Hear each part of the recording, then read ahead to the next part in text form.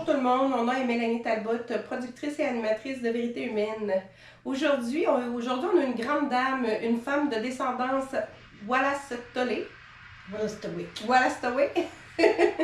Ça me fait grandement plaisir de l'accueillir parce que, surtout que je suis une femme autochtone Wendat, donc ça me touche particulièrement de pouvoir l'accueillir et l'avoir invitée là, sur notre plateau de tournage.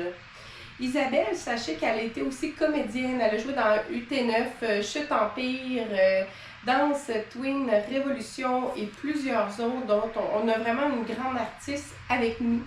Donc, ce qui est intéressant aussi, c'est qu'elle vient partager tous les moments difficiles qu'elle a vécus, autant d'agressions, d'histoires de drogue, d'hôpital, d'injustice, décès d'une mère. Donc, le titre de notre podcast est « Le cœur d'une mère, survivre à la perte et renaître ».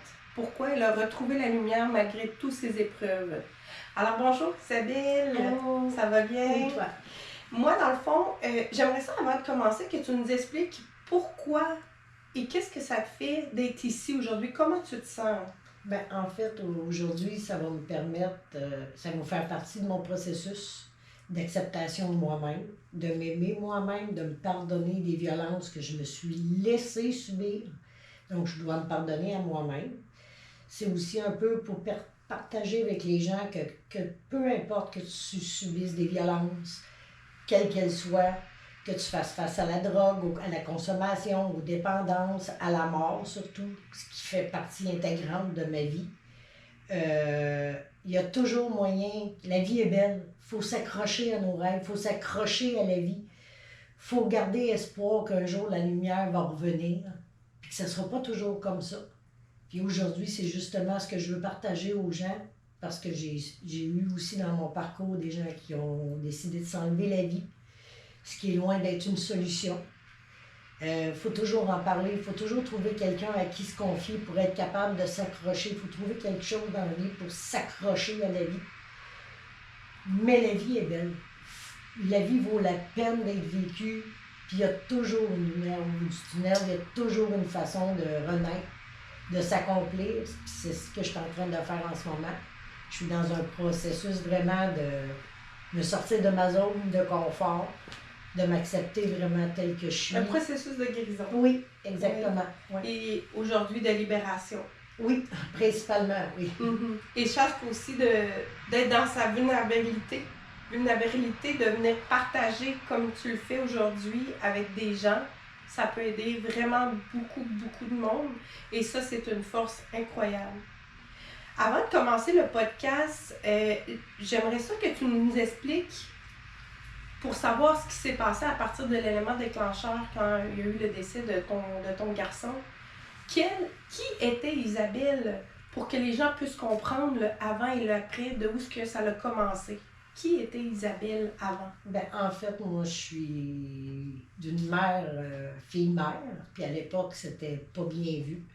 Donc, ma grand-mère, pas qu'elle était méchante, mais elle avait toujours dit à ses filles que s'il y en a une qui revenait enceinte, pas mariée, qu'elle serait reniée et bannie de la famille.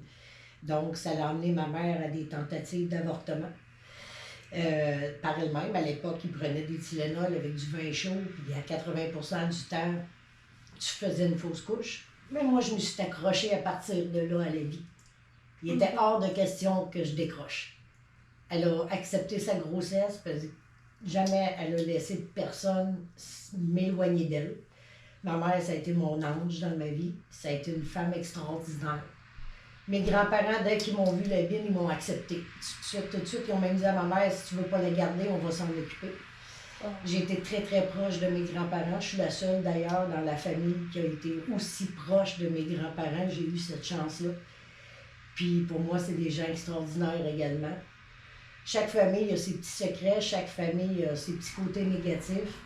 Mais en ce qui me concerne, moi, ça a été des grands-parents extraordinaires.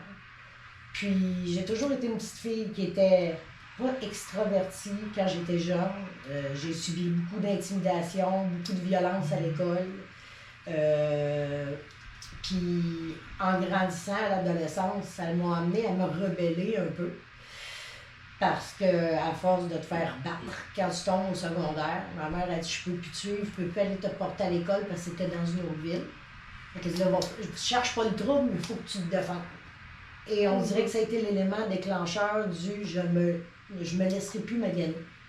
Fait que je suis devenue comme un peu rebelle, mais les gens pensaient que la famille surtout, pensaient que j'étais dans la consommation, ils pensaient que parce que j'étais toujours avec des gens plus vieux. Puis, durant mon enfance, j'ai subi beaucoup d'abus sexuels. Ma mère gardait dans une famille où il y avait 3 garçons qui étaient beaucoup plus vieux que moi. Et à partir de l'âge d'environ 7 à 8 ans, ils m'ont appris à faire des fellations. Ils m'ont forcé à faire certaines choses, donc ça m'a amené à penser que l'amour égalait le sexe, que c'était par là qu'on allait chercher l'amour. De cette façon-là. C'est ce qui a comme été une ligne directrice un peu dans ma vie d'adolescente. Donc, en étant avec des gens plus vieux, eux, en fait, c'était des pédophiles, on ne se le cachera pas. Puis ils ont abusé de mon innocence un peu, de ma vulnérabilité.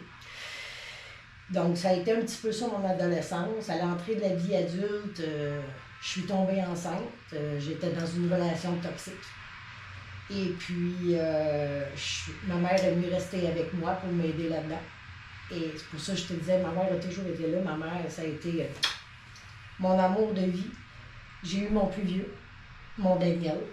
Ça, c'est celui qui m'a sauvé la vie. Tout le monde le sait, je l'ai toujours dit. Il n'aurait pas été là, je ne serais plus là.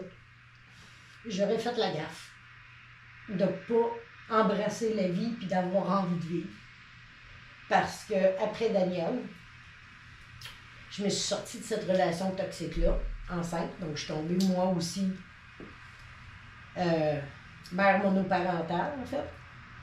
Puis après Daniel, j'ai rencontré un autre monsieur, un autre narcissique, qui avait déjà une vie de famille, qui avait déjà des enfants. Mais moi, il ne m'en a jamais parlé. On a été en relation environ 1 an et demi et je suis tombée enceinte. Quand il a su que j'étais enceinte, il voulait que je me fasse avorter. Pourtant, ça allait très bien, notre relation, et c'est là qu'il m'a dit la vérité. Qu'il était déjà marié, qu'il avait déjà 2 enfants, puis qu'il ne voulait rien savoir. Mais moi, j'ai dit que je ne me ferais pas avorter. Donc, je l'ai perdu de vue. Et c'est là, durant ma grossesse, au 5e mois, on m'a appris que le bébé, il avait un problème. Qu'il avait en fait le syndrome de Potter. Ça, c'est l'absence ou la malformation des reins due à un manque de liquide amniotique. Parce que c'est le bébé qui fait pipi, c'est un petit peu ça, le liquide amniotique à 90%. Mais lui, ce syndrome-là cause un manque de liquide, ce qui nuit au développement des poumons. Et il m'avait dit qu'il y a 25% environ des chances qu'il soit viable à la naissance. Moi, je ne voulais pas être celle qui tuerait son enfant. Pas rendu à 5 mois. Eux, ils voulaient m'accoucher, puis le bébé, ça allait être un fœtus mort-né. J'ai refusé. Je me suis accrochée aux 25%. J'ai demandé très fort à l'univers de faire en sorte que ce 25%-là se réalise, mais l'univers avait d'autres plans pour lui. Son passage sur Terre était déjà prévu à 1 journée seulement.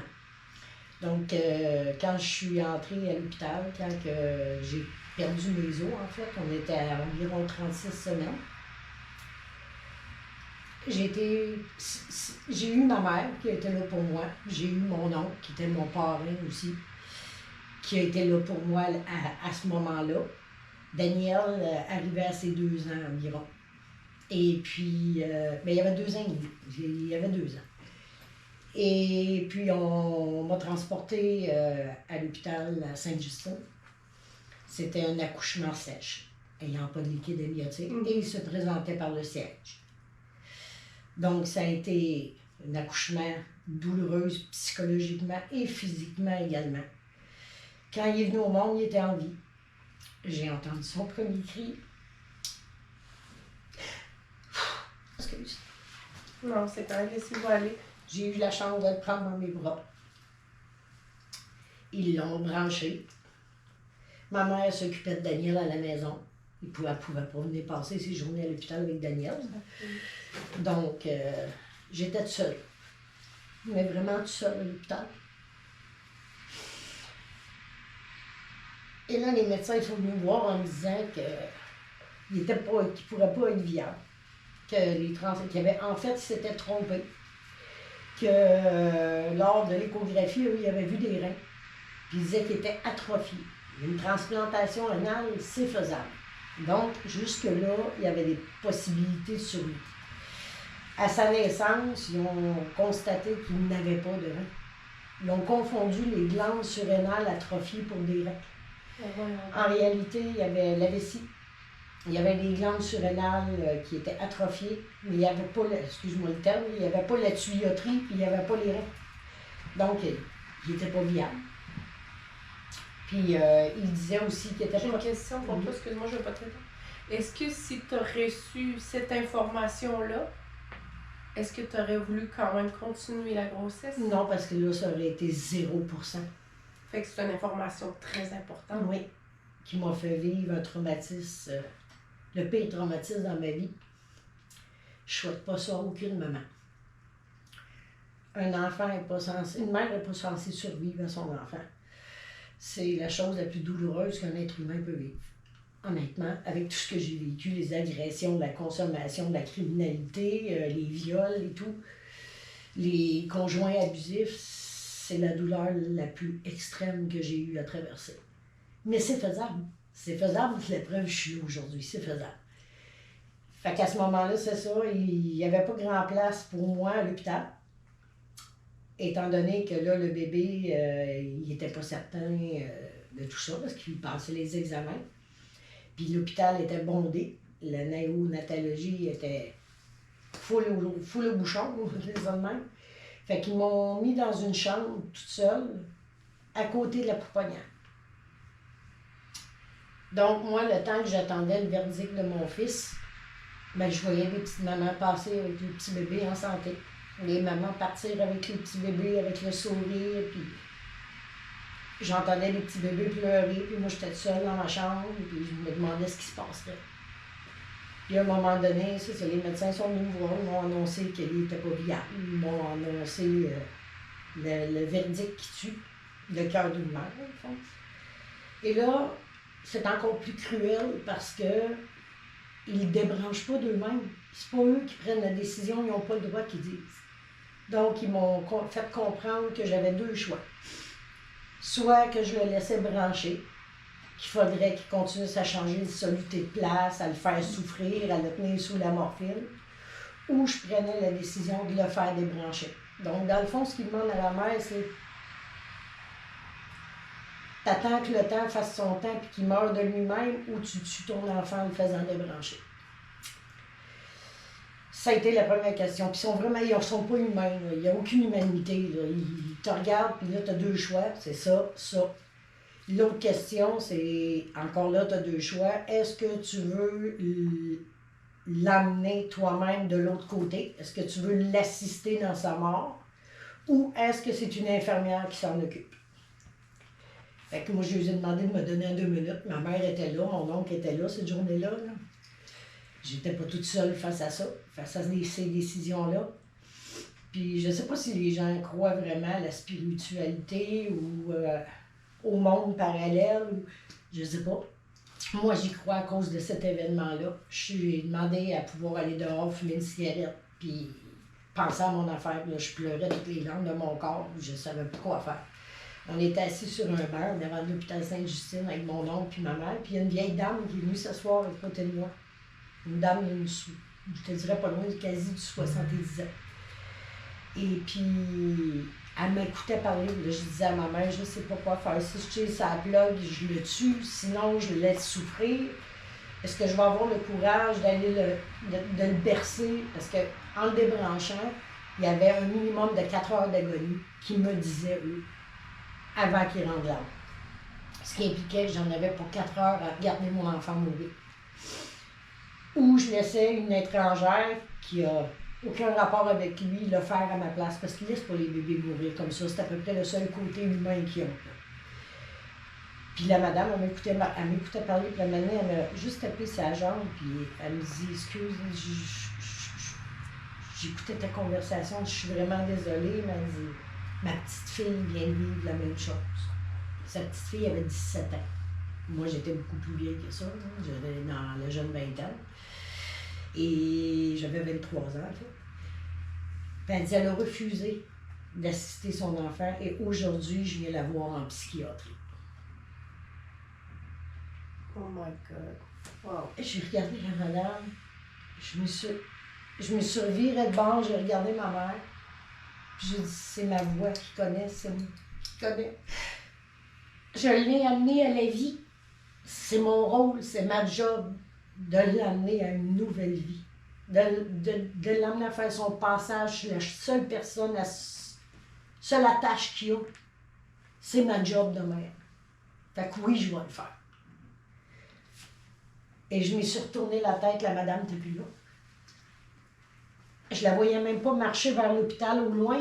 Elle était plus sur les trottoirs, elle était plus nulle part. Pareil comme si c'était un ange qui était venu s'asseoir à côté de moi, me donner le conseil qu'il fallait qu'elle me donne, puis qu'elle a disparu après. J'ai jamais compris ce qui s'est passé à ce moment-là, mais je sais que cette dame-là, c'était réel, c'était vraiment réel. Elle m'a donné le meilleur conseil qu'un humain n'a pas pu me donner dans ma vie. Parce qu'aujourd'hui, c'est ce qui me permet de faire la paix avec ça. Donc, on est rentré. Je t'ai donné ma décision, mon choix au médecin. On s'est rendu aux soins intensifs. Mon oncle était avec moi. Ma mère attendait dans une petite salle familiale avec Daniel, mon plus vieux. Et j'ai pris la décision de le débrancher. Puis ils disaient, eux, qu'ils étaient paralysés d'un côté. Probablement. Puis ils ne s'étaient jamais ouvert les yeux. Jamais, jamais, jamais, jamais, jamais. Et quand ils ont débranché l'aspirateur, il s'est ouvert les deux yeux, il me regarde en pleine face. Sur le coup du moment, je l'ai pris comme maman, tu viens de me tuer. Sur le moment.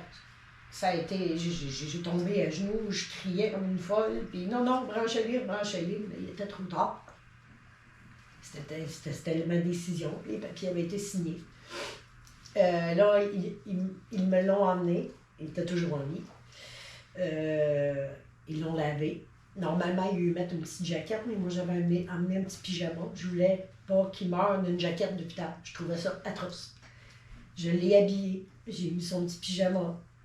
On l'a bercé à tour de rôle. Même Daniel, mon plus vieux, a pris son petit frère dans ses bras.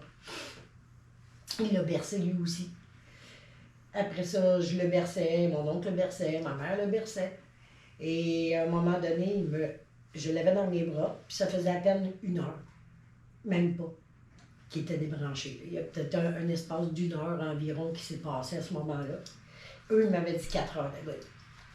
Donc, je le berçais. Puis quand je le berçais, étant donné qu'il y avait un affaissement des poumons aussi, dû au manque de liquide amniotique, ces poumons se forment avec ça. Quand il respirait, son thorax creusait par en dedans. Ça faisait... Puis quand il relâchait son air, ça faisait... Pouf! À chaque respiration. Puis il devenait de plus en plus gris. Et puis là, à un moment donné, j'ai parlé. J'ai cessé de pleurer, puis j'ai parlé. J'ai dit, écoute, bébé, j'ai dit, tu t'es battu jusqu'au bout. Tu as fait le bout de chemin que tu avais à faire. Maman est en paix avec ça. Tu as fait de ton mieux, tu as fait de ton possible, tu as été fort, je t'aime. Puis si tu vois une lumière, je ne sais pas si c'est vrai la fameuse lumière, mais si tu vois une lumière, si tu vois quelque chose au bout d'un tunnel, vas-y. Vas-y, va-t'en vers la lumière. T'as assez souffert, je veux pas que ça t'offre 4 heures. Va-t'en. Va-t'en, je t'aime, puis c'est correct. Tu peux t'en aller. Puis là, mon oncle, ça faisait un petit bout, je le berçais. Il s'est rouvert les yeux, il m'a regardé, il s'est refermé les yeux. Puis je suis venue pour me lever, pour le passer à mon oncle. Puis j'ai senti pareil comme un gros courant d'air froid par en dedans. Je suis venue comme froide en dedans. Pareil comme s'il y avait un courant de vent qui transperçait mon corps d'un bord à l'autre. Je comprends. Puis je l'ai regardé, j'ai regardé mon oncle, j'ai dit, c'est fini. Il n'est plus là. Il est mort. C'est fini, c'est terminé. Il dit, voyons donc, ils ont dit 4 heures, Isabelle. Je dis, non. On cherchait le médecin. Tu l'as senti? Oui. Il est venu me dire bye-bye avant de partir. Je dis, c'est terminé. L'infirmière est arrivée. Elle dit, ça m'étonnerait beaucoup. Je dis, non, je te le dis. Elle a pris ses signes vitaux, puis elle a déclaré son décès. Elle dit, vous avez raison, madame. Elle dit, votre fils est parti. Fait que, à partir de là, moi, j'avais jamais consommé, puis rien. Puis, oui, j'étais une petite rock'n'roll. Je me tenais avec du monde tannant, puis j'écoutais du métal, puis j'étais un petit peu punk, puis un petit peu gothique, puis j'étais un petit peu le mouton noir de la famille, un peu. J'étais la spéciale de la famille, mais je consommais rien. J'étais une petite fille, j'essayais de s'en sortir, puis c'est tout. Là, les médecins m'ont offert de l'aide psychologique et tout, mais je l'ai refusé. J'aurais dû accepter à ce moment-là, mais j'étais tellement en colère contre la vie, contre la planète, contre tout le monde, en fait, contre moi-même aussi, que j'ai tombé dans la consommation. Je suis tombée avec des gens dans un milieu pas évident, parce que j'avais besoin d'argent pour enterrer mon fils. Le gouvernement, à ce moment-là, j'étais à l'aide sociale. Et puis, le gouvernement donnait seulement 300 $ pour enterrer mon enfant. Ce qui voulait dire les fausses communes. J'avais pas une scène. Puis, je voulais pas ça. Fait que je me suis arrangée pour faire de l'argent vite fait, parce que ça me coûtait pour l'enterrer décemment. On parle du basic, là. Vraiment, le petit cercueil blanc, creuser le trou. Une chance que mes grands-parents, mon grand-père et ma grand-mère m'ont permis de mettre mon enfant dans le lot familial. Parce que moi, je n'avais pas de place où le mettre. Donc, il est enterré avec mes grands-parents. Il est dans le lot familial. Et j'avais pas un sou. Fait que ça m'a amené vers la criminalité. Ça a commencé comme ça. Ça me prenait de l'argent vite fait. Il fallait que je paye 3 000, puis je l'avais pas, 3 000. Puis en tombant dans le milieu de la criminalité, puis j'ai été chauffeur pour des agences d'escorte. J'ai été réceptionniste pour des agences d'escorte. J'ai vendu de la drogue, et c'est à ce moment-là que j'ai commencé à consommer de la drogue. C'est souvent ça qui se passe. Oui. Puis j'ai descendu bon. Pas avoir eu ma mère, j'aurais même pas eu. On m'aurait retiré la garde de mon plus vieux, parce qu'en étant dans la criminalité puis dans la drogue, même si c'était une très bonne mère, parce que j'ai toujours été là pour mes fils, je consommais pas à la maison, c'était toujours juste à l'extérieur. Je donnais tout à Daniel parce que je me disais, il faut que j'y donne de l'amour pour deux. L'amour que j'ai pas pu donner à Emmanuel, il faut que je la donne à Daniel, mais en étant en consommation, j'étais loin d'être une mère idéale. J'étais loin d'être la meilleure mère du monde. J'étais absente souvent, c'était souvent ma mère qui s'en occupait. Puis à cette époque-là, ben, je m'enfermais dans ma chambre, je passais mon temps à pleurer, j'étais en état de consommation, je prenais plus soin de moi-même. J'étais vraiment en dépression, puis quand j'ai dit que Daniel m'avait sauvé la vie, c'est qu'une journée, il est venu me voir dans ma chambre. Je vais toujours m'en souvenir avec sa petite main, il me flattait à la face, moi je pleurais. Puis il dit, maman, il dit, pourquoi tu joues plus avec moi? Il dit, c'est pas de ma faute si mon petit frère est mort. Du haut de ses à peine 3 ans. La tape sa gueule, là, ça m'a ramené à la réalité. Puis là, je me suis repris en main à ce moment-là. Ça a duré combien de temps? La grosse... décès, aller jusqu'à... Ben, ça m'a donné la tape sa gueule, en fait, pour me prendre une job. Mais je restais toujours quand même dans le milieu de la criminalité, puis je consommais quand même encore un peu, mais ça m'a ramené à « faut que tu t'occupes de ton fils ». Fait que, tu sais, j'étais plus présente à la maison, j'acceptais moins de job sale. Puis quand j'ai eu terminé, ça a pris 3 ans là, avant que ça l'arrête. Là. Je te dirais un bon 2 ans. Ben, jusqu'à temps que je tombe enceinte, que je retombe enceinte. Quand je suis retombée enceinte, j'ai arrêté de consommer. Malheureusement, j'ai fait une fausse couche à presque 5 mois de grossesse.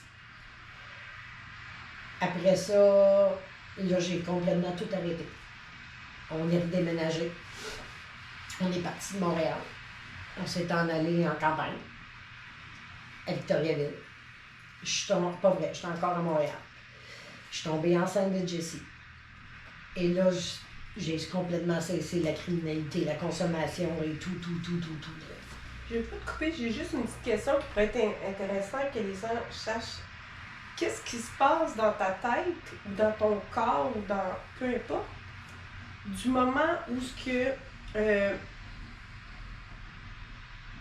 tu prends la décision ou l'action de faire ce genre de choses-là, qui est un peu malsaine finalement. C'est quoi l'élément déclencheur qui s'est passé dans sa tête, dans ta tête? Oui, le décès, mais ça, on cherche un petit peu plus profond. C'est quoi qui a été l'élément réellement déclencheur pour toi? Oui, le décès de ton fils, mais d'être en mesure de faire ce genre de choses-là. Est-ce que tu comprends ma question? L'argent. L'argent? L'argent. C'est définitivement l'argent pour enterrer mon fils. Puis le mal de vivre. La consommation, ça a été le mal de vivre. Tu sais, je voyais les gens consommer, puis ils avaient de l'air à se foutre de tout, puis les vies avaient de l'air donc belles. Puis moi, avec le mal intérieur que j'avais, qui n'arrivait pas à passer, les nuits où je dormais pas, que je faisais des cauchemars, j'entendais mon bébé pleurer. Puis j'ai fait ce rêve-là tellement souvent. Je voyais un cercueil, pas un cercueil, une bassinette.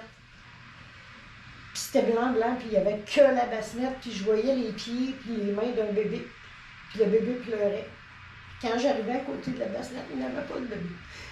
Ça, ce rêve-là, ça m'a pourri la vie. Puis c'est ça qui a fait que je voyais les gens tellement high, tellement hey, ça sniffait de la côte. Puis la vie avait donc bien de l'air belle, puis elle avait donc bien de l'air simple. Puis c'est ce qui m'a amené à consommer. Mm-hmm. Ce qui m'a amené à la criminalité, c'est l'argent. Ce qui m'a amené à consommer, c'est la douleur en dedans. Mm-hmm. Que je voulais tuer, que je voulais que ça arrête, je voulais arrêter d'avoir mal, je voulais arrêter de faire des cauchemars, je voulais revivre. Puis quand tu consommes, t'es tellement out of the life, t'es tellement plus là, que tu ressens plus rien, tes émotions sont gelées, t'as plus de douleur, c'est le fun, red light. Tu fais la fuite de tes émotions. C'est vrai ça, c'est en plein ça. Puis les nightclubs, puis on va veiller, puis on bouille, puis on se saoule, puis les 2-3 jours debout, puis c'est ma mère qui le consommer pour oublier les problèmes. C'est ça, carrément. Fuir la vie, tout simplement. C'est un peu comme un suicide, mais à long terme. Mm-hmm. Parce que dans le fond, quand tu consommes, c'est ça que c'est. Là. Tu fuis la vie, puis t'es mort par en dedans, t'es plus là, là. Puis quand je suis retombée enceinte de Jessie, là, je me suis sortie de tout ça. Complètement. La criminalité, la drogue et tout. Je voulais juste poser cette question-là parce que je veux enlever le jugement des gens. Parce que tu étais une personne normale avant tout ça. Ouais. Tu sais, on n'est pas de cette façon-là. Là. Non, j'avais 19 ans, j'avais jamais même pas fumé un joint. Là. Contrairement à ce que les jugements de ma famille, parce que j'étais une petite rock'n'roll, Mm-hmm. Tout ce que je consommais, c'était la cigarette. Je fumais la cigarette, mais je buvais pas, j'avais même pas goûté à ça, du pot. Je savais c'était quoi, parce que j'avais des amis qui en consommaient. Mais moi, j'avais jamais touché à ça, ça me faisait peur. Mm. J'aimais pas perdre le contrôle, j'aimais pas ça, pas moi-même, pas être capable de réagir s'il arrivait un événement. Fait que je voulais rien savoir de la consommation. Mm-hmm. C'est une parenthèse super importante de prise de conscience. Oui, moi, parce qu'on est dans un monde que les gens jugent en général.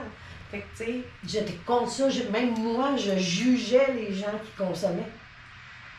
Je le comprenais pas. Moi, j'avais mon petit gars, j'avais mon Daniel, puis c'était mon amour, c'était ma vie, puis c'est vraiment la douleur puis l'argent qui m'ont amené à dériver puis à déraper comme ça. Puis quand j'ai vu que je ressentais plus cette douleur-là, ben la consommation, c'est un cercle vicieux, hein.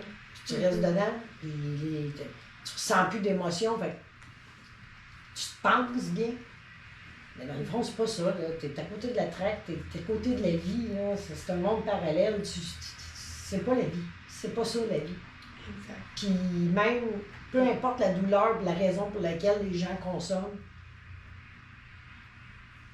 ça sert à rien parce que la journée où tu arrêtes de consommer, il faut que tu fasses face à ça. À cette douleur-là, tu n'as pas le choix de la traverser. C'est un processus que tu n'as pas le choix de faire dans la vie. Puis oui, il y a toujours façon de s'en sortir. Oui, c'est douloureux. Vivre nos émotions, puis vivre la douleur intérieure. Mais un coup que c'est fait, un coup que tu l'as apprivoisé, cette douleur-là, t'es tellement bien. Mm-hmm. Puis oui, tous les gens qui consomment, tout ce que j'ai à lui dire, peu importe la raison pour laquelle ils consomment, parce qu'on ne consomme pas pour le fun, il y a un élément déclencheur, il y a quelque chose qui t'amène à ça, la consommation. Et le monde aura beau dire, ah, il fait exprès, c'est son problème, il court après ses troubles, il n'y a rien qu'à pas consommer. Oui, mais pourquoi cette personne le consomme? C'est quoi sa vie? C'est quoi la douleur interne qu'il a? C'est avec quoi qu'il est obligé de dealer intérieurement, le mal de vivre intérieur? Être dans la compréhension plutôt que le jugement. Voilà. Puis être présent, surtout quand c'est des gens de la famille, comprendre pourquoi cette personne-là agit de cette façon-là. C'est ça. Puis tu sais, oui, c'est vrai. Tant que tu ne veux pas t'aider, personne ne va pouvoir le faire pour toi. Exact. C'est cruel à dire, c'est méchant, mais tu sais, le dicton « aide-toi et le ciel t'aidera », là, ben c'est carrément ça. J'entends mes paroles. Personne ne peut le faire à ta place. Exact. Puis si tu veux pas mourir dans la conso, puis mourir de la conso, t'as pas le choix de faire face à la musique. T'as pas le choix de te tenir debout et c'est assez. Moi, je veux ma vie, parce que tu passes à côté de ta vie. T'es mort. T'es pas là. Quand tu consommes, t'es mort. T'es mort intérieurement. T'es déjà mort, même si t'es en vie. T'as pas le choix de passer au travers de tes douleurs intérieures et de tes traumatismes pour finir par avancer. Puis à la limite, c'est quasiment pire parce que tu meurs à chaque fois, tous les jours. Oui, tu meurs pas oui. juste une Non, fois. non, tu c'est meurs récurrent. souvent. Là. Exactement. Oh, Puis oui. tu as eu des gens, si on revient au côté positif finalement, du moment où ce que tu dis que ça allait mieux, puis que là, ton fils, si on en retourne à ce moment-là, au Oui. moment positif, Ben, en fait, quand ben, je m'en que suis quand tu as sortie, décidé de t'en sortir. c'est sûr que j'ai fait des rechutes. Parce qu'il y a eu d'autres événements qui sont venus me ramener à cet événement-là. Parce que je suis tombée enceinte de mon fils Jesse. Et puis, quand on est arrivé à la 35e semaine, ils m'ont dit que ça recommence encore, comme à Emmanuel, que je perdais du liquide amniotique, mais j'avais pas de fuite, ils ne savaient pas pourquoi. Fait qu'il y avait peur que ce soit les reins du bébé qui commençaient à mal fonctionner. Donc, ils m'ont provoqué pour que j'aie Jesse. J'ai eu mon Jesse. L'accouchement s'est très bien passé, tout était parfait. Et à l'âge de 16 mois, on était chez mes grands-parents. Puis à un moment donné, il s'est mis à pleurer et il a arrêté de respirer. On l'a sorti dehors aux frettes. Je vais toujours m'en souvenir, mon grand-père l'a pogné. Puis il l'a sorti dehors. Puis c'est le froid qui l'a saisi et qui l'a ramené. Fait qu'on s'est dirigé à l'hôpital. Et il y avait le syndrome de la maladie du berceau, mais éveillé. En fait, c'est qu'il venait tellement... Quand il se faisait mal, exemple, ou qu'il se mettait à pleurer, il devenait tellement tellement choqué. Il devenait paumé. Ouais, comme on dit, il se pâmait. Il se paumait. Tellement que son cerveau ne donnait plus le signal aux poumons de respirer, puis il arrêtait de respirer. Là, les médecins m'avaient dit, quand ça l'arrive, fais juste lui mettre le visage en dessous de l'eau froide, ça va le saisir, il va revenir. Fait que je pouvais pas le laisser seul dans sa chambre. S'il se faisait mal, puis à ce moment-là, fait que je l'avais tout le temps avec moi, puis eux, ils m'avaient dit que j'aurais plus d'enfant.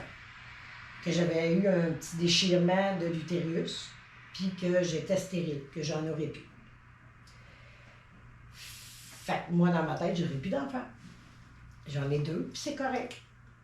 Et puis, normalement, quand on accouche, on a une quarantaine. Et moi, j'en avais pas. Et là, un mois passe. Je tombe pas dans mes périodes. Un autre mois passe, toujours pas. Un autre mois passe, toujours pas. J'appelle mon médecin, je dis là, c'est pas normal. Depuis que j'ai accouché de Jessie, à part ma petite semaine de quarantaine, j'ai plus mes menstruations. Il dit, ben voyons donc, c'est pas normal. Il dit, viens à l'hôpital, ils m'ont fait des prises de sang. Ils m'ont fait des prises de sang, j'étais encore enceinte. De mon petit dernier, qui est mon bébé miracle, Tommy Lee. En fait, Jessie et Tommy Lee ont 9 mois et 1 semaine de différence. Jessie est venue au monde... T'en as une grossesse, finalement? Oui, le petit Jessie est venu au monde le 7 février 1998. Tommy Lee est venu au monde le 27 novembre 1998. Fait que je suis retombée enceinte, mais j'ai fait une grosse hémorragie. J'étais couchée, je dormais, j'avais à peu près... j'arrivais à ma 22e semaine. J'étais couchée, je dormais, puis à un moment donné, j'ai eu comme l'impression que j'urinais dans mon lit. Je me suis levée, hein, je vais là, je me suis réveillée en sursaut, j'étais en train de faire pipi dans le lit, hein, voyons voir. Et je me suis rendu compte que j'avais la main pleine de sang.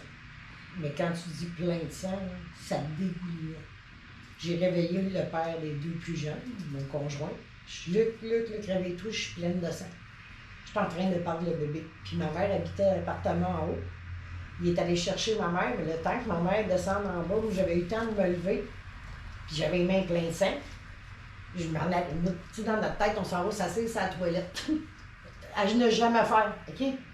Si vous avez un bébé dans votre petit bedon, puis que vous faites une hémorragie, vous vous couchez à terre, les pattes dans les airs, c'est le seul moyen de sauver votre enfant. De s'asseoir sur la toilette, c'est la pire chose à faire. Mais moi, je ne le savais pas. Fait que c'est là que je me suis ennuyée, parce que moi, dans ma tête, je vais pas mettre du sang partout. Quand elle était arrivée, elle a appelé l'ambulance. Puis là, c'est là qu'ils ont dit, faut qu'elle se couche à terre, les pattes dans les airs. Mais elle, la vision d'horreur qu'elle a eue quand elle est rentrée dans l'appart, c'est comme s'il y avait eu un meurtre. Il y avait une traînée de sang qui partait de ma chambre à la toilette, puis vu que j'avais les mains pleines de sang, puis je me tenais près des murs, parce que je commençais à être mollasse, tu perds beaucoup de sang. Il y avait des traces de mes mains pleines de sang partout sur les murs. Elle a eu une vision d'horreur quand elle est rentrée dans l'appart. Puis là, elle voit son bébé, sa fille unique, à terre, pleine de sang. Elle sait qu'elle porte son petit-fils. Là, elle dit, faut que tu te couches, les pattes dans les airs, je me suis couchée, puis je chantais Tommy Lee bouger. J'étais tellement calme, ça venait aberrant. J'étais couchée à terre, puis tu voyais le rond de sang augmenter. Moi, j'étais bien calme. Puis elle a pleuré. Mon bébé, je veux pas que tu meurs. Moi, je disais, maman, hein, calme-toi. Je suis correct. Ça va bien. Le bébé est correct. Je le sens bouger. Calme-toi. Ça va bien aller. Ça va être correct. Quand les ambulanciers sont arrivés, tellement calme que ma pression n'avait même pas chuté. Ils ne comprenaient rien là-dedans. Ils m'ont tout de suite monté à l'hôpital. Quand je suis arrivée à l'hôpital, là, ils me disaient qu'il fallait qu'ils arrêtent l'hémorragie au plus vite. Puis à l'époque, les transfusions sanguines étaient très risquées parce qu'on le sait, il y en a qui ont eu le sida puis des hépatites après une transfusion. Fait que quand ils m'ont dit qu'il va falloir qu'on vous fasse une transfusion, il faut vous signer les papiers, je dis non, tu ne me mettras pas le sang de quelqu'un d'autre dans le corps. Je dis non, si j'ai à mourir avec mon enfant, je vais mourir avec mon enfant. Mon plus vieux, il est en bonne main. Mon autre est en bonne main aussi. Jessie est en bonne main. Ils sont avec ma mère. C'est pas vrai que je vais prendre ce risque-là. Puis mes enfants me voient mourir à petit feu parce que c'est du sang contaminé. Puis encore là, l'univers, j'ai toujours eu quelqu'un, je sais pas c'est qui m'a toujours protégé, mais j'ai toujours eu quelqu'un qui m'a protégé dans mes malchances. Tu sais, quand on est chanceux dans nos malchances, ça, ça a été ça ma vie. C'est l'histoire de ma vie d'ailleurs. Puis, à 5 minutes, parce qu'on a tant de litres dans le sang, de sang dans le corps, puis après tant de temps, son limite, puis s'il ne l'arrête pas, t'es fini. Sinon, il faut qu'il te fasse une transfusion. Et ils ont réussi à arrêter l'hémorragie dans les délais faisables. Puis, j'ai resté à l'hôpital, les pattes dans les airs, jacké, pas le droit de me lever de là, pour sauver la vie du bébé, pour pas qu'il décolle. Parce que l'hémorragie, en fait, c'est le placenta qui a décroché puis qui est allé se mettre en dessous du bébé, un placenta prévia. Mais vu que j'avais une légère déchirure, déjà la déchirure, le gros saignement, c'est l'utérus qui a déchiré encore un peu plus. Fait que ça mettait vraiment la vie du bébé en danger. Fait qu'ils m'ont gardé là. Puis ça a arrêté, ça allait bien. Là, même j'avais plus les jambes des airs, j'avais le droit de me déplacer tranquillement. Puis l'Halloween arrivait. Puis ma mère venait avec Daniel, avec Jessie, à l'hôpital.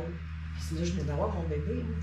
Mon petit Jessie était tout petit. Là. Puis je pouvais pas être là pour en prendre soin. J'étais obligée de tirer mon lait pour que ma mère le fasse boire. Je pouvais pas être là pour lui. J'étais pris à l'hôpital. Fait qu'il venait me voir, ben, 1 heure, 2 heures. Puis à chaque fois qu'il repartait de l'hôpital, c'était une déchirure incroyable.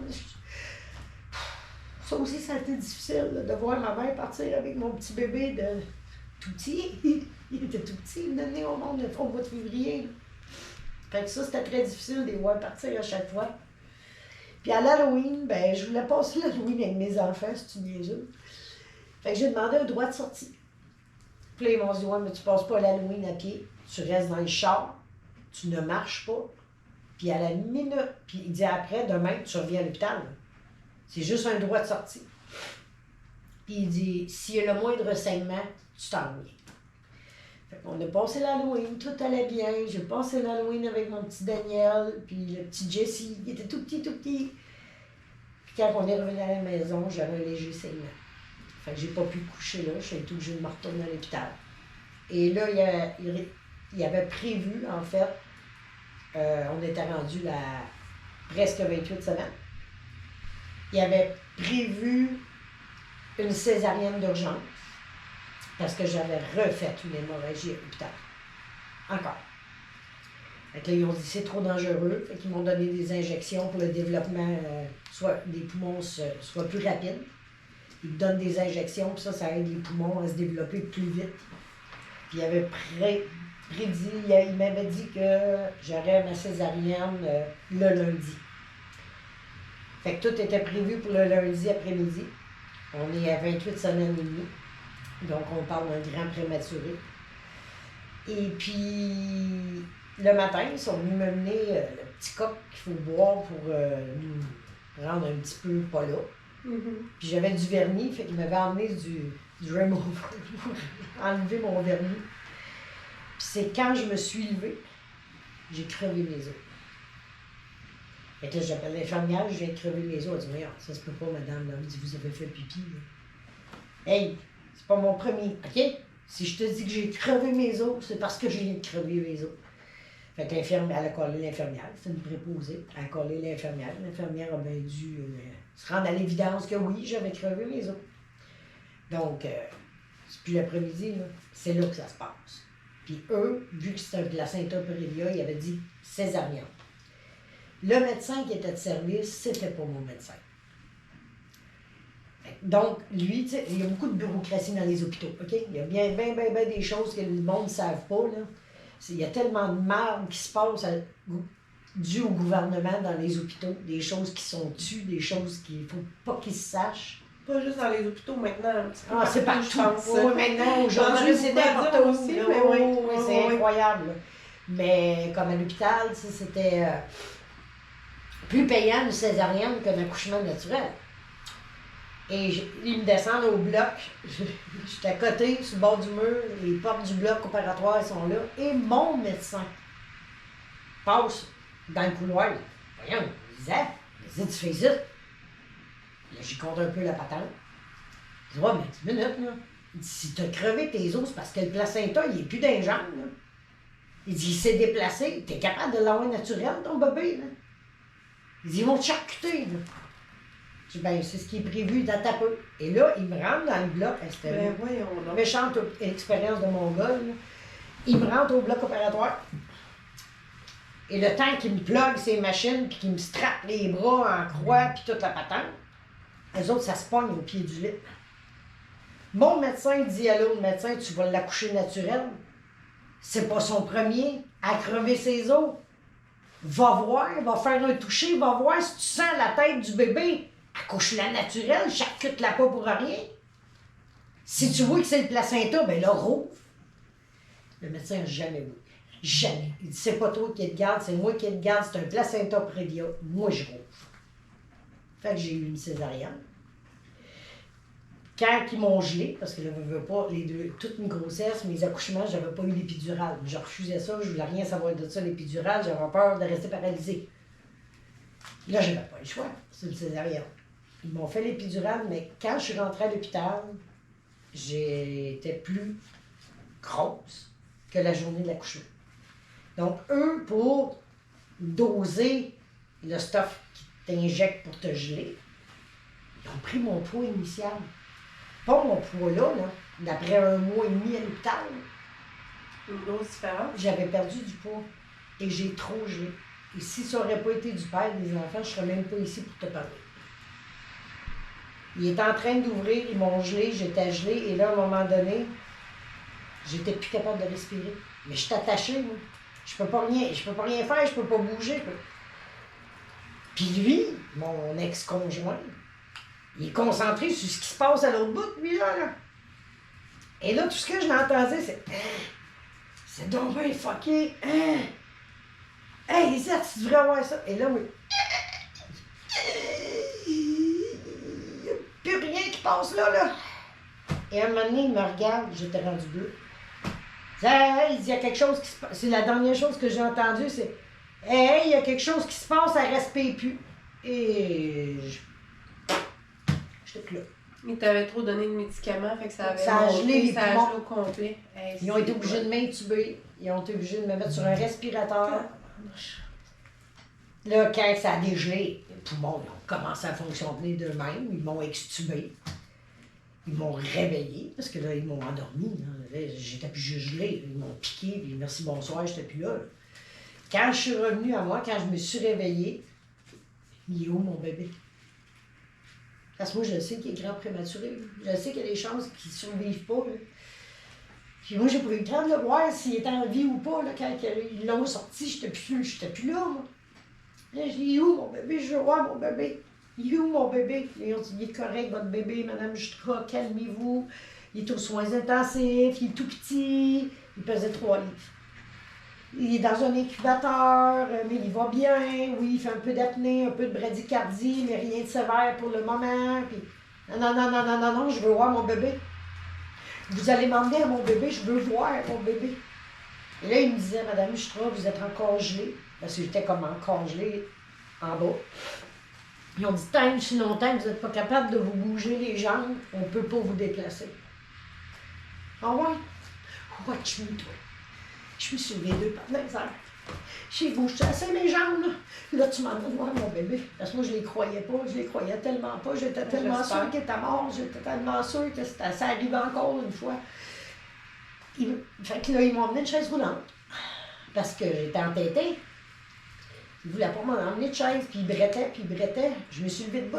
Je ne sais même pas comment j'ai fait, parce qu'après, je n'étais même pas capable de me sentir les orteils. Je me suis levée debout, je me suis traînée dans le corridor. C'est l'infirmière, elle disait, Madame, je trouve qu'est-ce que vous faites là? Elle est arrivée en courant avec une chaise roulante. Je dis, ça fait 20 minutes que je vous ai demandé une chaise roulante. Je veux voir mon bébé, puis s'il faut que j'y aille à pied, je ne peux pas y aller. Puis ma mère était en arrêt de moi, puis il disait, fais pas ça, il disait, fais pas ça, il disait, tu peux tomber. Je m'en fous, ils me ramasseront. Il y avait juste à l'emmener. Là, ils m'ont emmené aux soins intensifs. Il était dans un incubateur, c'est qu'il y avait comme des gangs. Là, je me suis rentrée les 2 mains, puis j'ai commencé à le flatter. Là, je demandais au bon Dieu, ou au ciel, ou à l'univers, ou tout ce qui peut exister en haut, là, surtout à toutes les petites étoiles qui nous ont quittés, qui sont rendues en haut, dans l'univers, de le protéger. J'ai demandé à Emmanuel de venir protéger son petit frère. Pour pas qu'il aille le rejoindre tout de suite. Finalement, ça a fonctionné. Ils l'ont sorti de l'incubateur, mais un petit peu trop tôt. Il m'a fait une grosse bradycardie puis une grosse apnée. Ils ont été obligés de le remettre en incubateur sous respirateur. Mais moi, durant ce temps-là, ils voulaient m'envoyer de l'hôpital. Non. Moi, je ne sors pas d'ici sans mon bébé. Je vais coucher dans le petit salon des visiteurs à terre. Je m'en sac, mais je ne sors pas d'ici. Fait qu'ils m'ont retrouvé une chambre qui était désaffectée. Ils l'ont équipée, puis ils m'ont parké là, dans le fond, pour que je sois avec mon bébé. Puis il m'avait dit, mais qu'il paye 5 livres, il sort. C'était juste un peu avant Noël, ce qui est venu au monde au mois de novembre, le 27 novembre. Je voulais donc pas qu'on passe Noël là. Puis, il ne pognait pas son 5 livres, fait que finalement, juste avant Noël, ils l'ont laissé sortir. On est sorti 1 semaine avant Noël. 1 mois après, il fallait que je le rentre. Je l'allaitais, puis j'ai tombé malade. J'ai fait de l'anémie due à mes hémorragies fréquentes lors de la grossesse. Fait que mon lait a comme viré, puis j'étais en train d'empoisonner mon enfant. Il ne voulait plus boire, je ne comprenais pas, puis il perdait du poids. On est retourné à l'hôpital, puis ils ont constaté que c'était mon lait qui était plus bon. Fait qu'on l'a mis sur le lait maternisé, ça s'est replacé, puis il est ressorti. Puis aujourd'hui, il a 27 ans, puis c'est un beau jeune homme, puis il est en pleine forme. Puis Jessie, c'est pareil. Tu sais, Jessie, j'ai été obligée de le réanimer, parce qu'il y a une journée, que, quand j'ai mis la tête en dessous de l'eau frette, ça n'a pas marché. Là. Il ne voulait pas revenir. Là. J'ai été obligée de le coucher à terre, inerte, puis de le réanimer moi-même. De le ramener à la vie. Fait que, tu sais, j'ai failli perdre tous mes enfants. Daniel s'est noyé. Ils ont été obligés de le ramener. C'est le lifeguard qui l'a assis sur le bord de la piscine qui l'a ramené. Fait que chacun de mes enfants, j'ai failli les perdre. Puis il a failli se noyer, comme j'étais même pas là. C'est mon ex qui était là, puis il se baignait, puis il a perdu pied, puis il a bu un mouillon. Donc c'est ça, finalement, ma mère est venue me rejoindre dans la maison que Jean-Pierre m'a permis d'avoir, qui m'a loué. Ce qui m'a permis de prendre soin de ma mère. Là, elle était malade. On était au bout d'une semaine, ça faisait une semaine qu'elle était arrivée. Elle se lève un matin, elle dit Isabelle, emmène-moi à l'hôpital, je suis plus capable de respirer. Elle avait de la misère à respirer vraiment. Elle avait de l'eau aux poumons, mais elle marchait très bien. Donc c'est ça, là, je la rentre à l'hôpital. Ils ont enlevé l'eau aux poumons. Ils m'ont dit qu'il fallait qu'ils rechangent sa valve qui avait été changée il y a 10 ans. Et ils parlent de l'opérer. Là, on est en processus dans le but de l'opérer. Là, ils continuent à y enlever l'eau de ses poumons. Et là, ils ont dit qu'il faut qu'on y aille voir si tu as des veines de boucher. Fait qu'ils ont décidé de faire, je me souviens plus du nom, une coronoscopie. Hein? Ils ont décidé de faire une corono, puis ça, ils passent par l'aine, une caméra, pour aller voir dans les artères s'il y a des caillots, si c'est bouché. L'intervention va bien. Ils nous disent que oui, il faudrait qu'ils posent des springs, des TENS, pour débloquer les veines avant d'aller changer la valve. Fait que ça, c'était bien correct. On est toujours dans le processus de l'opération. Mais quand tu sors d'une corono comme ça, puis qui passe par l'aine, il faut que tu sois au moins 6 heures sans te lever. Il faut que tu restes couché. Manque d'informations, la préposée n'est pas au courant. Puis là, moi, j'étais sur le point de m'en aller. Je passais mes journées avec elle. Là, je m'en vais, tout va bien, là, elle va bien. Mais elle dit que ça y chauffe un petit peu. Fait que là, ils viennent voir, puis oui, c'est normal. Fait que là, le souper arrive, la préposée, elle arrive, puis elle demande à ma mère, voulez-vous vous asseoir à la chaise ou vous voulez manger au lit? Ma mère, elle sait-tu, elle, qu'il faut qu'elle soit 6 heures sans se lever? Non. Moi, je le sais-tu? Non. Fait qu'elle pogne, il l'assise pour le souper. Elle mange, ça brûle, ça chauffe, ça fait mal. Ça veut dire que ça faisait mal. Fait qu'elle mange, on la ramène au lit.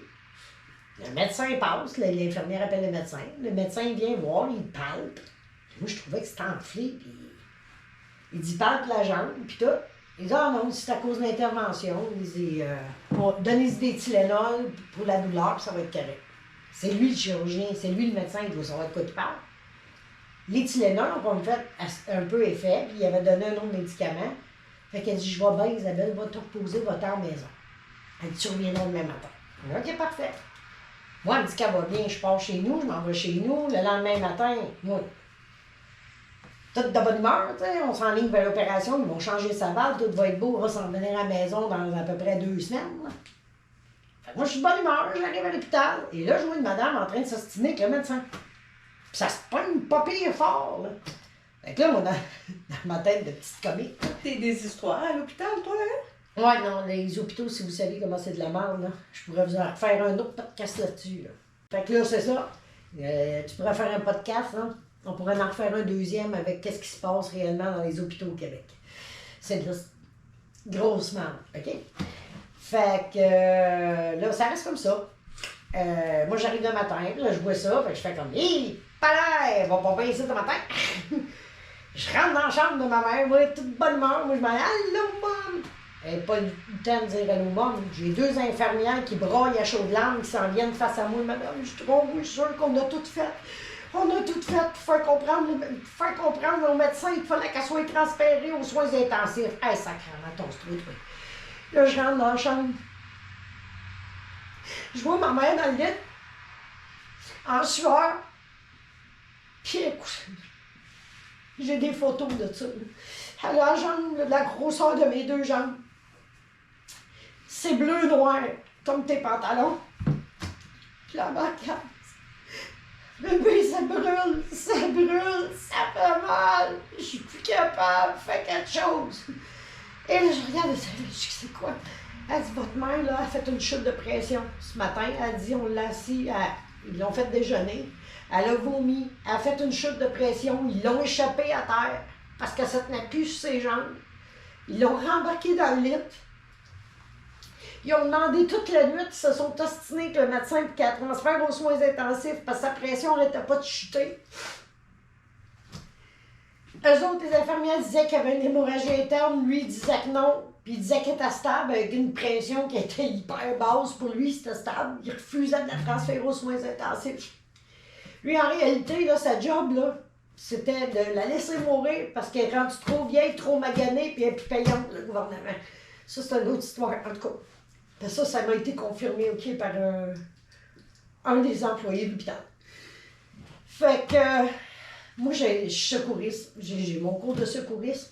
T'es sûr, je check mes balais, c'est clair. Ça brûle, chute de pression, gros hématome, la jambe enflée, c'est sûr qu'il y a une hémorragie. Je suis même pas médecin, puis je le sais. Là. Fait que j'ai regardé l'infirmier, je dis, toi, t'as deux choix. Ou tu m'aides ou je le fais seul. Tu m'emmènes des compressifs, tu m'emmènes des bandages élastiques. Moi, la trouver, la source d'hémorragie, puis je vais l'arrêter. Sinon, madame, je trouve d'adieu. À peine si, je me souviens plus du nom de cette infirmière-là. Là. Il y en a une qui a refusé de m'aider. T'as dit à peine si de prendre ma job, elle dit, je vais vous aider. On s'est mis à deux. Est-ce qu'elle a souffert, pour ça? Faudrait qu'on se mette les mains comme ça. Elle l'infirmière, qui est plus qualifiée que moi, elle a mis ses mains en dessous. Puis là, il fallait trouver la fuite. Mais faut que tu pèses, là. T'imagines-tu comment elle souffrait? Là, on pesait, puis on trouvait pas, puis on trouvait pas, puis on trouvait pas. Même année, la face de l'infirmière, elle s'est illuminée, elle dit, je l'ai. Oui, il a fait un strap, ce qu'on appelle un pansement compressif. Ça a été instantané. Ma mère a fait ça de même dans le lit, elle a regardé, ça ne chauffe plus. Elle dit, ça ne brûle plus, bébé, ça fait plus mal. Elle dit, merci, bébé, merci, ça ne brûle plus. Là, ma mère est correcte, j'ai sorti dans le bon sens. La coche que j'ai pétée, ce médecin-là, ça frisait les menaces. J'ai été méchante, vraiment. Toi, là, tu t'es caliste de ma mère. T'as-tu compris? Je te veux même plus sur l'étage. Je te veux même plus sur ce petit étage-là. T'as-tu compris, là? Puis là, je veux un autre médecin tout de suite. Faut qu'elle soit transférée aux soins intensifs. Ça urge, là. Elle va mourir. Vous êtes pas conscient qu'elle est en train de mourir. Fait que là, ils l'ont transférée. Ils ont réussi à la stabiliser. Là, ils l'ont stabilisée. Ils ont installé les TENS, mais là, vu que c'était tout magané, ils ont passé par le bras. Et, tu sais, à cause, parce que ça leur fait de l'eau ses poumons, ils ont été obligés de redonner de la cortisone, ça l'a affaibli ses veines, ça l'a affaibli ses vaisseaux sanguins, ses artères. Fait que là, ils sont allés poser le TENS, puis en allant poser le TENS, elle a comme refait un petit hématome, une petite hémorragie. Mais là, tout de suite, ils ont réagi, ils ont fait un compressif tout de suite. Et là, ils sont venus me voir en me disant qu'ils ne pouvaient plus l'opérer. Qu'elle était finie. À cause de l'erreur du médecin, ses veines étaient rendues trop fragiles, ses artères trop fragiles. Ils ont dit, écoutez, Madame Jutras, on lui a mis les springs, puis la caméra, l'outil pour aller poser la valve, est plus grosse. Elle rentre plus. Fait qu'on va déchirer l'artère, elle va mourir, elle va rester sur la table, il n'y a plus rien à faire. Fait qu'à cause d'une erreur d'un médecin qui n'a pas été capable de dire au préposé de ne pas l'enlever parce qu'elle venait de subir une corono, ma mère s'est ramassée en soins palliatifs. On a réussi à la stabiliser. Puis là, ben, elle a voulu, ils ont dit, là, ils ont donné 3 choix très humains. Vous avez le choix. Ah, 2 choix. Soit l'aide médicale à mourir, chose qu'elle a refusée instantanément. Elle dit, c'est pas vous autres qui allez décider de l'heure à laquelle je vais mourir. Puis, les soins palliatifs. Les autres, ils parlaient des soins palliatifs soit à l'hôpital ou dans une maison de soins palliatifs. Ma mère a dit non. Elle dit, moi, je vais aller mourir chez nous. Avec ma fille. Dans mes affaires. Et là, ils ne voulaient pas. J'étais obligée de me battre contre le système pour que ma mère puisse mourir chez nous. Une chance que j'ai eu ma cousine Nathalie qui m'a aidé beaucoup, mon ami Marc qui m'a aidé beaucoup aussi, ma petite sœurette Mélanie, qui ont été là pour moi, puis une chance qu'ils ont été là pour moi parce que je ne sais pas ce qui se sera passé honnêtement. J'ai pas retombé dans le conso, j'ai été solide. J'ai traversé ça de moi-même cette fois. Ce coup-là, j'ai dit non, je veux pas retomber là-dedans. Ça serait trop facile. Puis là, j'ai un combat à mener. Fait que là, il me disait qu'elle pouvait pas se revenir à la maison, qu'elle mourrait dans l'ambulance, que c'était infaisable parce qu'elle était sous oxygène, parce qu'à cause de ça, les poumons étaient rendus scrap à cause de leurs erreurs. Tout a chié. Là. Fait que elle était à 15, entre 12 à 15 de débit d'oxygène, ce qui nécessitait 2 concentrateurs d'oxygène pour fournir. Hétéro-fragile, non, il ne voulait pas. J'étais obligée de m'ostiner, de me battre, de menacer de kidnapper ma mère pour qu'ils disent OK, c'est ça que vous voulez, ben ça meurt dans l'ambulance. Même ma mère, elle nous a dit j'aime mieux mourir dans l'ambulance heureuse en sachant que je m'en vais chez nous que de mourir ici dans un lit d'hôpital tout seul au fret, entouré de murs blancs et de jaquettes bleues. C'est pas compliqué, là. Fait qu'ils ont accepté. Elle s'est emmenée à la maison. On a réussi à l'emmener à la maison. Puis pas voir dans l'ambulance, t'aurais dû y voir la face quand elle a débarqué de l'ambulance, le sourire, les yeux, avait les yeux qui brillaient, puis elle m'a remercié, je sais pas combien de fois. Fait qu'elle tombait en soins palliatifs à domicile. Je m'en occupais 24 heures sur 24. J'ai arrêté de faire de la télé. J'ai arrêté de travailler. Je me suis occupée d'elle, puis je suis tellement fière d'avoir fait ça. Là. Les beaux moments qu'on a passés ensemble, ça a été une expérience incroyable, douloureuse, difficile psychologiquement. Mais, wow! Ça, là, je le referais n'importe quand. On a eu des moments qu'on a ri, hein, parce que ma mère était ça un petit peu. On a tellement eu de moments de fou rire, de fou. C'était incroyable. Pareil comme si, tu sais, on savait bien, elle a choisi son nœud, on en a parlé, on parlait, tu sais, on n'avait pas le choix, là. Mais on n'aurait jamais dit que. Le monde de chez nous n'aurait jamais dit. Au moment du départ, il y avait une renaissance. Oui, on n'avait jamais dit qu'elle était en phase terminale, jamais. Fait que ça a été. Les autres disaient maximum 3 mois, elle en a fait 7. En fait, on a réussi à fêter sa dernière fête. Ce qu'elle voulait, c'était des feux d'artifice. Elle dit achetez-moi pas rien, elle m'a crevé. Parce qu'elle prenait ça comme ça, ma mère. C'était sa façon de parler. Là. Elle dit, ça me donne rien m'acheter. Elle dit, je vais mourir. Là. Elle dit, moi, ce qui me fait de la peine, elle dit, c'est de ne pas pouvoir voir les feux de Saint-Jean-Baptiste, elle a trippé ses feux d'artifice, de ne pas pouvoir aller manger une molle, puis de ne pas avoir été au village du Père Noël, puis de ne pas avoir rencontré mon idole, les Dion. Watch me. C'est ça que tu veux me mettre. C'est ça, tes rêves avant de mourir. Check mon bail. À sa fête, on a réussi à ramasser 800 $. Je suis allée dans un magasin vraiment de pyrotechnie qui vendait des bundles. J'ai conté mon histoire au monsieur, je me souviens pas de son nom, c'est à Saint-Pie. Ouais, c'est ça, c'était Saint-Pie, me semble, que je l'ai cherché ça. En tout cas, dans le coin de Saint-Hyacinthe. Puis, on en avait pour 1500 $ de feux d'artifice. C'était mieux que les feux de Saint-Jean. Ça l'a pété des feux gros, immenses, là, qui éclairaient le ciel là, pendant 20 minutes de temps. On a fait ça sur la terre d'un voisin qui nous a laissé l'accès à son terrain. Elle était émerveillée, elle m'a remercié, merci, ça n'arrêtait plus. Il y avait plein de monde à sa fête, tout le monde est venu à sa fête. Ces feux d'artifice, tout le monde était là, mais c'était dans le temps de la COVID, fait qu'il y a certains membres de la famille qui avaient peur de la COVID, fait qu'ils n'ont pas voulu venir. Ils se sont repris tout seuls parce qu'ils disaient qu'il y avait trop de monde, et peu importe. Fait qu'elle a eu ses feux d'artifice. Après ça, je n'étais pas censée la déplacer à l'extérieur de la maison parce que la bonbonne de secours, c'est une toute petite. Puis j'étais pas équipée pour la transporter. Mais elle voulait sa molle. J'ai attaché une bonbonne d'oxygène avec des bungees après le siège du char. On l'a embarqué dans le truck. On est descendu au village, puis elle a mangé sa dernière molle. J'ai même une vidéo, puis elle dit qu'elle est bonne sa molle, puis qu'elle est donc contente. Après ça, tu sais, l'univers, quand tu lui demandes quelque chose, quand tu demandes de l'aide à l'univers, c'est l'univers qui va vous aider à passer au travers.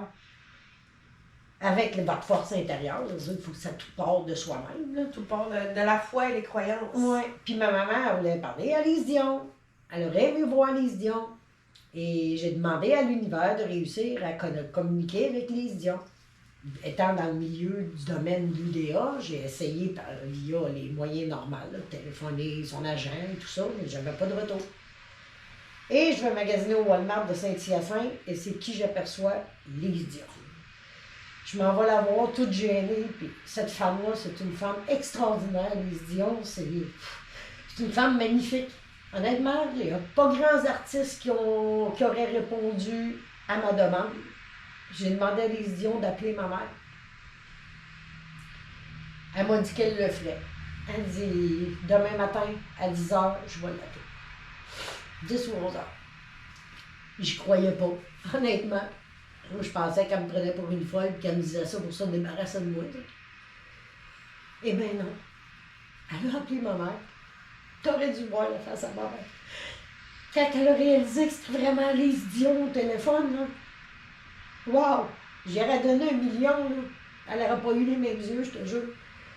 Là, elle avait eu ses feux d'artifice. Puis là, elle dit, voyons donc, j'ai eu mes feux d'artifice. J'ai eu ma mère. Puis elle dit, là, je sais pas comment t'as fait. Elle dit, j'ai parlé à Lise Dion. Je dis, merci à ça en haut. Je dis, merci à l'univers. Moi, j'ai rien à y voir. C'est l'univers qui a mis Lise Dion dans ma face, dans un Walmart. Combien tu avais de chance que ça arrive d'une vie, ça? Ben, c'est arrivé. Après ça, ben, elle voulait son dernier Noël. Elle n'avait pas vu le village du Père Noël. J'ai passé 2 mois à faire le tour des friperies, des affaires de même, là, des sous-sols d'église. Il n'y a pas un arbre dans le cours de la maison à Jean-Pierre qui n'avait pas des lumières. J'ai fabriqué de mes mains pendant des mois une décolle chaude, des décorations de Noël. Il y en avait au pouce carré dans la maison. Elle était assise dans le divan, là, puis elle écoutait de la musique de Noël parce qu'elle aimait ça. Puis elle se mettait à pleurer, puis elle regardait tout le temps. Elle savait que c'était son dernier Noël. Là. Elle savait qu'on tirait vers la fin parce que là, il fallait que j'y donne plus souvent de la morphine. Parce qu'elle avait des points dans le dos, le cœur, la valve était en train de lâcher. Puis les poumons, ben, quand tu as des troubles de cœur, les poumons se remplissent d'eau tout le temps. Fait que les concentrations, il y a toujours comme une remontée avant que ça flotte. Là. On avait réussi à baisser l'oxygène à 4. Pendant quasiment un bon 2-3 semaines. Et là, ça recommençait. Là, on était remonté à 12, à 15, puis c'était plus difficile, puis elle était de moins en moins solide sur ses jambes, mais elle voulait toffer Noël. Fait qu'on a eu notre Noël avec elle. Puis elle me remerciait, c'est tellement beau, puis je peux pas croire que t'as tout fait ça pour moi. Puis j'y répondais, toi, t'as donné ta vie pour moi. T'as sacrifié ta vie pour moi. C'est la moindre des choses. C'est le moins que je peux faire, c'est ça. Tu t'es occupé de moi, c'est à mon tour, tu sais. Fait après Noël, ben, elle a passé le jour de l'an. Puis à un moment donné, il y a une journée, j'ai fait comme un peu de fièvre. Mais je mettais un masque, je me lavais les mains, je faisais attention. Mais elle était rendue au bout, tu sais. J'ai culpabilisé beaucoup en me disant que si j'aurais pas été malade, elle aurait toffé plus longtemps. Mais ça n'a rien à voir, là. C'était vraiment... Là, aujourd'hui, je me le pardonne. Aujourd'hui, je suis correcte. Aujourd'hui, c'est réglé dans ma tête, là. C'est pas de ma faute, c'est mort. Au contraire, c'est grâce à moi, ça a vécu si longtemps et qu'elle a tout réalisé, les beaux moments qu'elle voulait avoir. Fait qu'il faut arrêter de se taper sur la tête d'un lit. Mais c'est ça, là, elle est tombée malade. Elle a fait de la fièvre pendant une minute de temps. J'ai réussi à faire baisser la fièvre, le permis de misère. Puis ça a dégénéré en 3 ou 4 jours. Là. Elle s'est mise à avoir de la misère à manger, elle mangeait plus, elle était comme plus là, elle s'en allait vraiment. Fait que j'ai appelé mes garçons, puis ma cousine était là, ma petite sœurette Mélanie, Marc était là, puis là, ma cousine Nathalie était à la maison, l'infirmière, j'ai appelé l'infirmière, je viens-t'en, ça marche pas, t'sais. L'infirmière est venue, là, elle m'a dit, regarde, elle dit, ça va pas bien, elle est rendue à la fin, Isabelle. Elle dit, donne-y de la morphine. Puis elle dit, si ça va pas mieux, elle dit, j'en ai un qui vient de mourir. Elle dit, je m'en vais là. Puis elle dit, je reviens tout de suite. Puis elle dit, si tu vois que ça dégénère, il va falloir que tu administres le protocole. Ça, le protocole, c'est un peu comme l'aide médicale à mourir. Tu donnes une injection de morphine, une injection de scopolamine, puis une injection de Versed, puis il s'en va. Mais ma mère, elle savait que je n'étais pas capable de faire ça. Fait qu'elle s'est arrangée pour pas que j'aille à le faire. Mon fils Daniel est venu la voir. Elle a vu Jessie aussi. On était tous là, puis il manquait Tommy Lee, son petit bébé, mon petit dernier Tommy Lee. Il est arrivé le matin, puis je voyais, parce que mon fils, mon plus jeune, il est solide, mon plus jeune. Il a eu des problèmes de conso, il a eu un paquet de problèmes, mais il s'en est sorti aujourd'hui, il est clean cut, il a une super de bel job, il est épanoui dans la vie, comme mes deux autres d'ailleurs. Daniel, il est marié, il a sa maison, il a une super de bonne job. Jessie a sa conjointe, il est ici à Québec. Il travaille dans une grosse boîte de conception de jeux vidéo. Daniel, il a un bac en programmation, un bac en enseignement. Tommy Lee, il était DAH, il a eu des problèmes, comme je t'ai dit, à la naissance, tout ça. Ça a créé un retard parce qu'il était sourd, mon fils aussi. Il était sourd pendant les 4 premières années de sa vie. Ça a pris 4 interventions pour qu'il commence à entendre, qu'il soit capable de parler, parce qu'il ne parlait pas du tout, puis il arrivait en maternelle. Donc ça, c'était des petits épisodes de toutes sortes d'affaires qui s'est passées. Bref, Tommy Lee est arrivé. Il m'a regardé, il dit, mais je te dis tout de suite, il dit, moi je reste plus. On est tissés serrés. Mes enfants étaient proches de leur grand-mère. C'était quasiment comme une deuxième mère pour eux autres, parce qu'elle s'était occupée d'eux autres beaucoup, le temps que moi j'avais 3 jobs, puis que j'étais pas là par certaines périodes. Fait que c'était difficile pour eux, autant que ça l'était pour moi, quelque part. Là. Fait que là, Tommy Lee est arrivé, puis moi je suis sortie dehors fumer une cigarette. Mélanie puis Nathalie, ma cousine, mon amie Mélanie était là avec Tommy Lee. Tommy Lee est rentré dans la chambre, il dit salut maman, je suis là. Puis il était pas capable. Il a dit je t'aime. Il est sorti de la chambre, moi j'étais dehors, on s'est croisés, il me dit ben je suis pas capable, il dit moi je m'en vais. Il dit je te rappellerai, je m'en vais. C'est mon homme, c'est correct. Je comprends, tu sais. Vas-y mon homme, puis on se reparlera. Et là, je suis rentrée dans la maison pour aller voir. Puis Mélanie et Nathalie sont venus à ma rencontre d'Isabelle. On pense qu'elle est partie. Elle a lâché comme un souffle. Elle a dit, je pense qu'elle est partie. Fait que je suis allée vérifier. Elle est partie. Elle n'a pas voulu que je... Tu sais, au début, elle me disait qu'elle voulait que je sois là, mais qu'elle parte. Mais je pense qu'elle savait que ça serait trop dur pour moi. Elle voulait pas que tu la vois prendre le dernier souffle. Ça m'aurait trop ramené au dernier souffle de puis elle m'a épargné ça. Encore là, elle est encore là à prendre soin de moi au travers de sa propre mort. Jusqu'à la fin. Ouais. Fait que là, ben c'est ça, j'ai pété une coche un peu, c'est normal. J'ai tout arraché les machines, j'ai tout... Regarde, j'ai pété un plomb. Je me suis couchée à côté d'elle. Je me suis blottie dans ses bras, j'ai dit que je l'aimais. Je l'ai lavé. On a appelé la mort pour qu'il vienne la chercher. Ma mère, c'était une femme qui était fière, puis qui était... Elle aimait ça être propre, tu sais.